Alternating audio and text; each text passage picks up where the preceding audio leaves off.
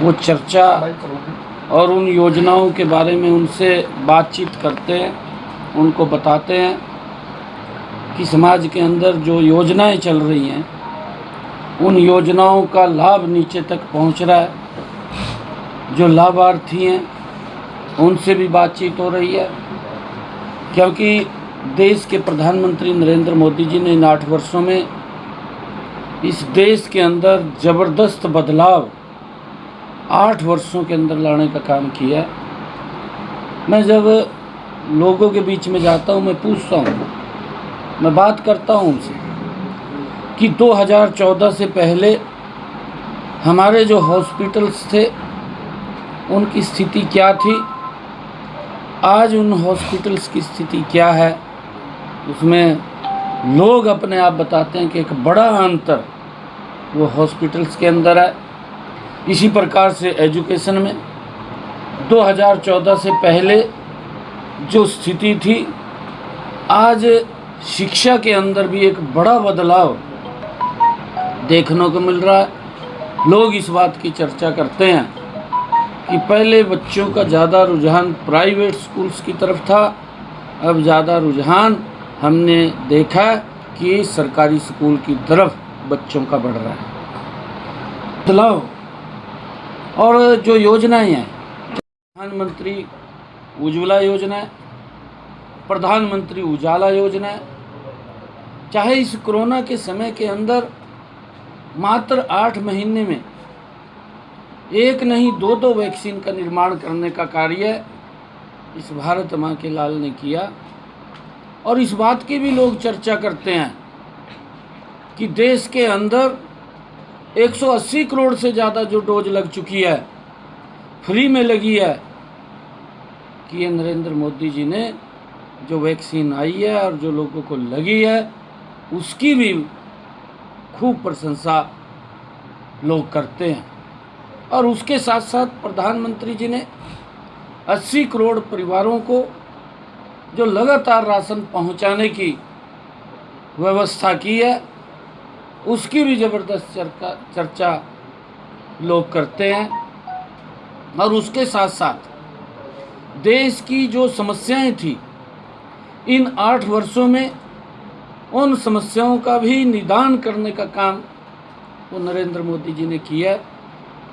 मंदिर का मुद्दा, जिसको लंबे समय से लेकर के एक राजनीति का विपक्षी दल ने अड्डा बनाया हुआ था, उस समस्या का समाधान माननीय सर्वोच्च न्यायालय ने जो फैसला दिया, क्योंकि कांग्रेस के लोगों ने तो सुप्रीम कोर्ट में जा कर के चीफ जस्टिस ऑफ इंडिया के सामने अपने बड़े एडवोकेट 55 एडवोकेट भेज करके कि इस फैसले को ना सुनाएं।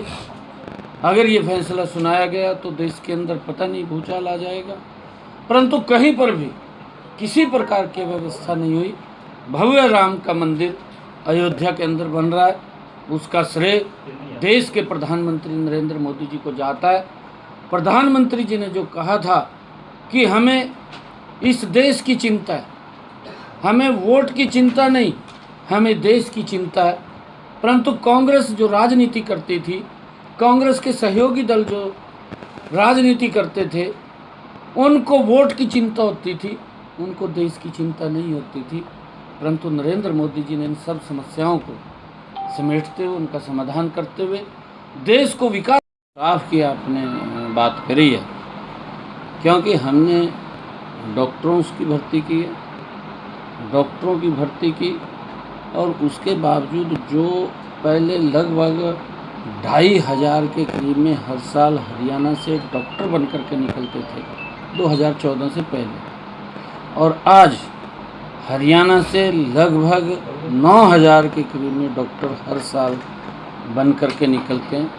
इतनी सीट के अंदर इफाजा किया, इसी बात को ध्यान में करते हुए। और जो डॉक्टर्स की हमने भर्ती निकाली थी पीछे, उस भर्ती में हमने जो डॉक्टर रखे थे, अगर उनको कहीं हम इंटीरियर के अंदर लगाते हैं तो वो अपनी वहाँ से हाज़िरी तो वहाँ लग रही है और ड्यूटी वो कहीं और देते हैं। कुछ डॉक्टर्स अगर उनको वहाँ भेजते हैं तो उन्होंने वहाँ अपनी त्याग पत्र दे करके अपने हॉस्पिटल खोल लिए, परंतु अब सरकार ने और भर्ती भी प्रक्रिया की चालू है कि डॉक्टरों की कमी ना रहे। और उसके बावजूद ये भी हमारे बच्चे वहाँ फंसे हुए थे। रूस के राष्ट्रपति से बात किया और यूक्रेन के प्रधानमंत्री से बात किया फ़ोन के ऊपर। 6 दिन तक, जब तक हमारे बच्चे वहाँ से निकल नहीं गए, तब तक सीज फायर रहा। एक बहुत बड़ी बात है। और प्रधानमंत्री जी ने कहा कि कोई गोलाबारी नहीं करेगा। और उससे आगे बढ़ करके चाहे रूस का राष्ट्रपति हो, चाहे यूक्रेन का प्रधानमंत्री हो, एक बात उन्होंने कही कि अगर आपके बच्चे कहीं फंसते हैं तो वो तिरंगा लेकर के बाहर आ जाएं, तो वो हमारी प्रोटेक्शन में आएगी। इतना बड़ा काम ये नरेंद्र मोदी जी ने किया।